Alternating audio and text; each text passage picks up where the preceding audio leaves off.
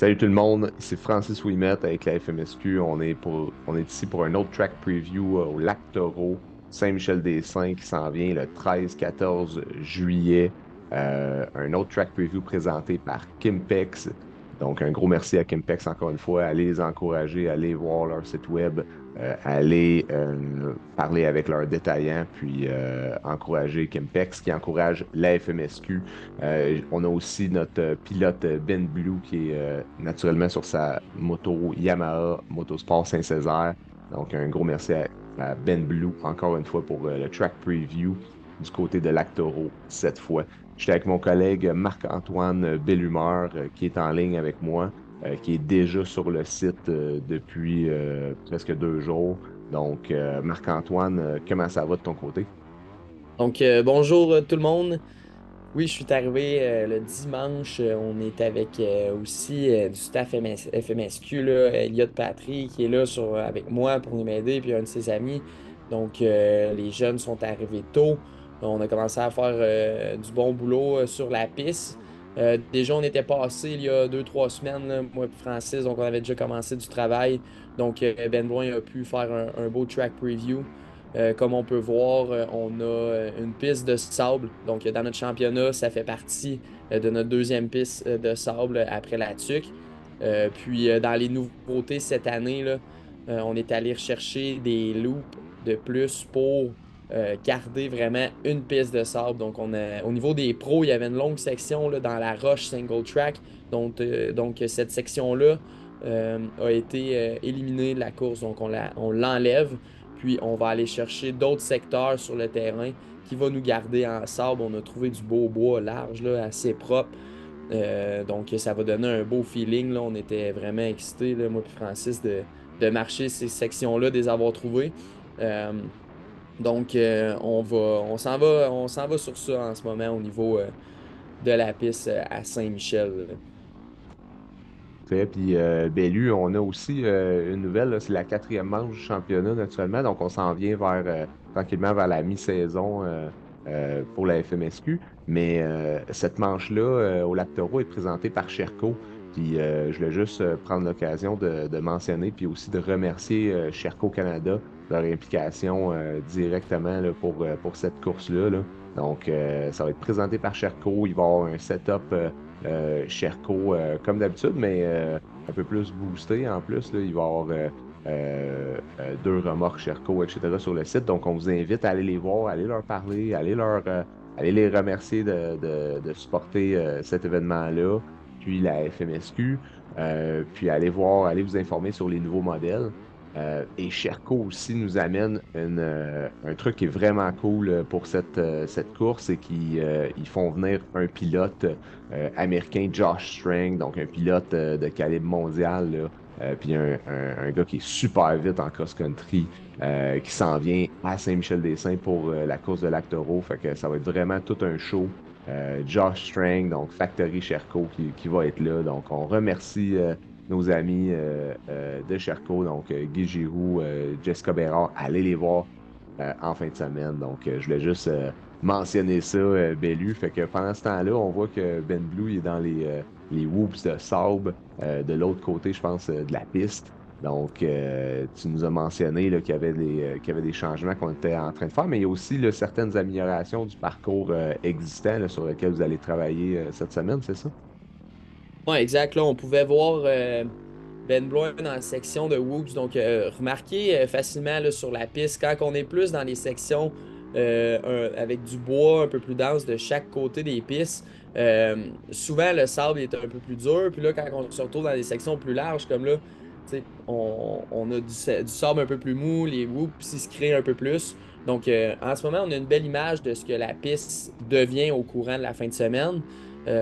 Aujourd'hui, là, j'ai la machinerie qui se met à rentrer. On va commencer à travailler toutes les boosts pour remettre ça tout droit, là.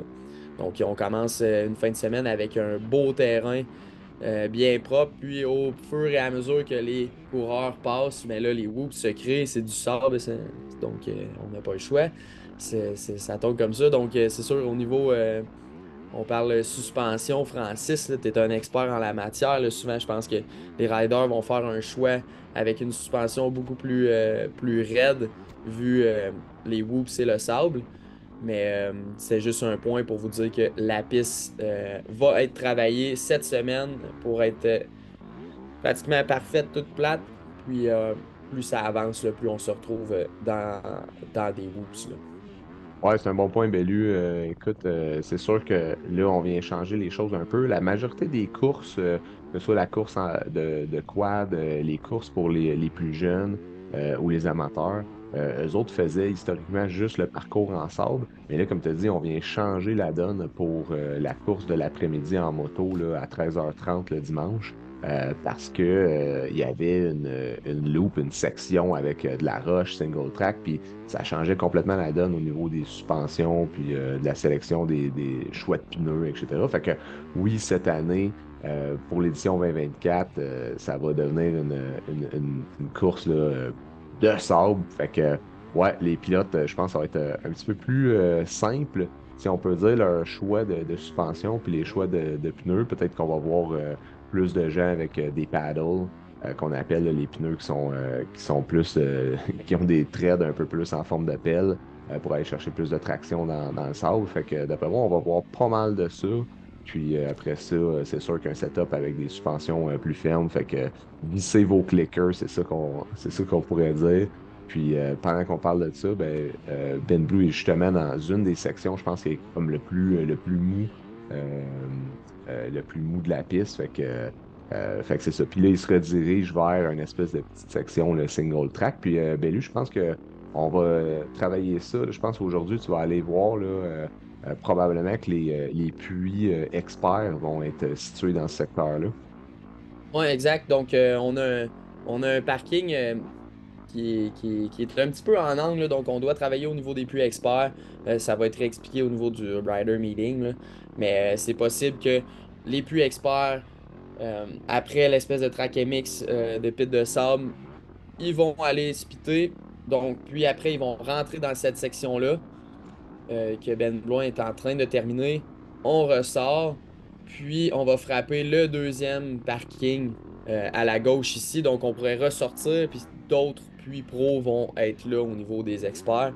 Donc c'est une forme de piste là, qu'on va aller travailler aujourd'hui là, pour donner une belle perspective de puits pro et commanditaire. Euh, puis là, tranquillement, Ben, il se dirige vers une nouvelle section qu'on est allé marcher, qu'on a pris le temps de choisir un terrain super intéressant, là. Donc, je suis vraiment content. J'ai hâte d'arriver là aujourd'hui, là, parce qu'on s'en va dans le bois. On va commencer euh, à tout bandroler. Puis, c'est comme le point là, que nous, on est comme là, on est fébrile, on a hâte de rentrer là pour mettre les banderoles, puis vraiment pouvoir avoir un bon visuel de ce que ça va être. Donc, plusieurs petites choses là, qui vont changer, des petits détails pour améliorer l'expérience sur le terrain là, pour tous les membres. Et, ben lui, on voit là, que sur notre track preview, là, notre vidéo de Ben Blue, là, on parle, je pense, il nous a envoyé une vidéo d'à peu près 16 minutes de long. Fait qu'on a regardé aussi des temps autour là, des années passées. On a regardé un peu qu'est-ce que ça allait donner. Donc, on s'attend probablement à des tours, là, on pourrait-tu dire à peu près là, pour nos pilotes PM experts, là, autour de 17 minutes. Je pense que ça pourrait peut-être euh, être un chiffre là, qu'on va voir. Est-ce que tu es d'accord avec ça, avec les nouvelles sections? Ah, ben, la section qu'on a éliminée, c'était quand même un bon 4-5 minutes, là. Donc, il faut aller rattraper un peu ce temps-là. Puis, j'ai bien hâte de voir parce que nos nouvelles sections sont quand même longues. C'est juste que c'est assez rapide, là. Je pense qu'on va se retrouver dans moins de rush que l'ancienne. Donc, c'est sûr que ça ralentit un peu moins.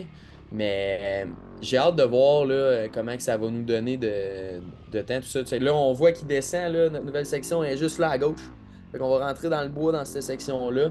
Puis on va faire une loupe, puis on va revenir à remonter ici. Puis même chose, là, il va sortir dans un chemin de quad. Puis tout là à gauche, on peut aller en rechercher aussi. Là, fait qu'on va aller chercher du secteur là-dedans. Puis un peu plus loin, à l'autre bout de l'extrémité de la piste, là, en revenant presque à l'arrivée, il y a d'autres secteurs disponibles. Donc j'ai bien hâte de voir, là. C'est sûr que safe comme ça, oui, 17 minutes. Mais peut-être qu'on va se retrouver à 18. J'ai bien hâte de On va voir. peut-être être surpris. On va peut-être être surpris selon vos travaux de la semaine. C'est ça, exact, là. Fait que c'est sûr que le fond des nouvelles sections va rester un peu le fond de. C'est pas de la pelouse, là, mais c'est comme un fond végétal. Fait que lui, on va le laisser là. Puis les riders vont le travailler eux autres mêmes avec plusieurs lignes. Puis au fur et à mesure que la course va avancer, ça va se travailler, ça va sûrement peut-être aller plus vite. On va voir comment que le terrain il va se travailler tout au long de leur course, là. Puis, ben lui, du côté, là, peut-être logistique, là, c'est des trucs que tu vas parler plus tard cette semaine là, dans ton Riders Meeting. Là. Mais au niveau logistique, on invite les gens à aller se stationner le long de la piste, euh, mais de se stationner le plus possible là, de manière perpendiculaire à la piste pour, si on peut dire, là, garder de l'espace le plus possible pour tout le monde. L'espace ne devrait pas être un enjeu. Là. De toute façon, je pense pas qu'on a jamais eu d'enjeu là, au niveau de l'espace, fait qu'on est capable d'accueillir énormément de roulottes et de setup sur ce site-là, mais peut-être une bonne idée là, d'essayer de se mettre le plus possible perpendiculaire à la piste là, dans les stationnements. Puis aussi, ben, on rappelle à tout le monde de ne pas traverser la piste d'atterrissage. Donc, que ce soit en vélo, en moto naturellement, mais aussi à pied. Donc, vous allez devoir faire le tour. C'est ce qu'on demande à tout le monde. Il va y avoir des pancartes aussi qui vont indiquer la chose. Là. Fait qu'on demande à tout le monde de respecter ça.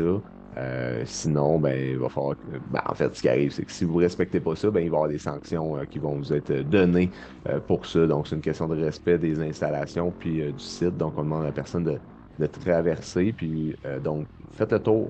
Donc, prévoyez, si vous ne voulez pas marcher, ben prévoyez un vélo, prévoyez quelque chose pour vous déplacer sur le site, là. Quand je dis quelque chose, ça peut être une petite trottinette électrique ou des trucs comme ça. Mais prévoyez ça si vous ne voulez pas marcher parce que vous allez devoir faire le tour de la piste. Donc, c'était mon message, Bellu. Puis, là, je vois que Ben Blue est dans la section là, un peu plus là, de zigzag ou des courbes. Là. Fait que ça, je pense que vous allez attaquer un peu cette section-là aussi pour essayer de faire des améliorations, c'est ça? Ouais, exact. Donc, dans cette section-là, on est allé chercher des nouvelles lignes un peu pour améliorer un peu le flow. On se rapprochait de d'autres lignes, des quads aussi. Ça donnait une perspective. On pouvait créer un peu de, peut-être, pouvoir passer tout droit au travers des banderoles, etc. Juste, donc, on va tout améliorer ça, enlever ces perspectives-là. Puis, avoir, là, je vais dans le technique là, de gestion de course. Là. Des fois, vous le marquez pas, mais c'est des petits détails qui font du bien un peu, qui vous permettent d'un peu plus respirer au long de la course, puis avoir plus d'endroits où dépasser. Donc, quand vous allez marcher la piste, là, peut-être juste remarquer que gauche ou droite, là, il va y avoir des petites améliorations. Euh, fait que tout ce secteur-là, en fait, on l'a déjà travaillé, moi puis Francis, là, il y a 2 ou 3 semaines.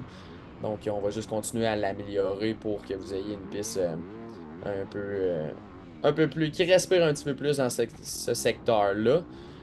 Puis à revenir là aussi pour les parkings, puis traverser la piste là, de l'aéroport.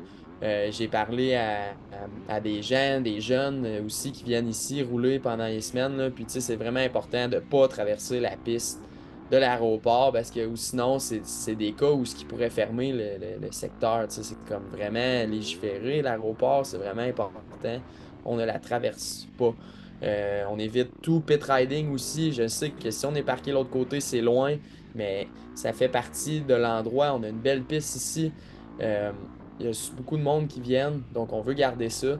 Puis on fait le tour et c'est bien important de respecter ça. Donc là, Ben, il rentre dans. Il s'en vient vers la dernière section de la piste. Il a passé tout droit au niveau de l'ancien single track de Roche. Puis dès qu'on traverse cet endroit-là, il y avait la pancarte numéro 8 là. un petit peu plus loin à gauche, là, on est capable d'aller chercher encore du secteur qu'on est allé marcher. Donc, on va travailler pour aller rallonger un single track là, plus de sable. Ben là, je dis single track, là, mais le but est de le faire un peu plus large. Puis par la suite, là, il est en train d'entamer la fin de sa piste en ce moment là, pour revenir vers la rive privée. Fait que là-dessus, je voulais juste en profiter pour remercier François Beauchesne, Dominique Lefebvre, Erwan Durand qui vont qui nous aident à rendre ça possible, cette piste-là. Donc, un gros merci à eux qui ont été impliqués pendant des années au niveau de l'organisation. Donc, ils ont passé le flambeau depuis l'année passée à la FMSQ. Puis on apprécie énormément. Donc, on tient à les remercier. Soyez là. Le 13-14 juillet prochain, ça s'en vient. Beau temps, mauvais temps, Lac Taureau, Saint-Michel-des-Saints, la quatrième ronde du championnat présentée par Sherco. Salut tout le monde.